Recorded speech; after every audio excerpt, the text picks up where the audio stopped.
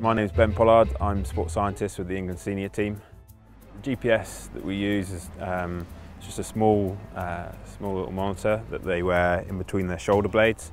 That sends a signal back and forth to satellites and basically picks up how far the players are running, how fast the players are running, so we get information like how fast they've run, how far they've run in certain speed zones, how many accelerations, decelerations, and that gives a real good objective quantification of the movement demands of training and the game.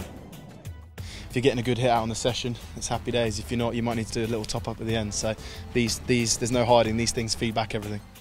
We monitor real time by the side of the pitch. Sometimes there'll be sessions where we do look to feedback, sometimes there won't, depending on the priority of the session. Go off me, Catty. With players, we try and give just some basic snapshot info as soon as possible after the session. That usually leaves them quite content. These players are competitive animals, so they just want to know whether they ran more or whether their heart rate was better than the guy next to them. There's usually banter on who's done the least, and they get a lot of stick.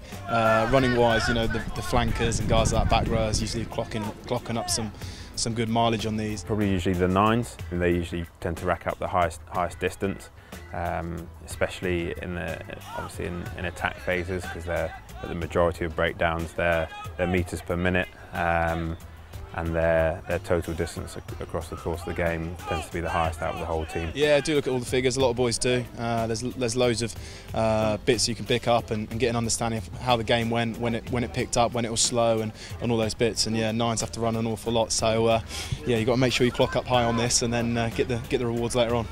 When you're in test weeks in the Six Nations and such, there's not always that need for competitiveness. Rugby's by far the priority, and cracking on with that. But when it comes to their conditioning sessions, conditioning games, speed sessions, we want to make the players as competitive as possible, so they'll push each other, because that's what gets them going.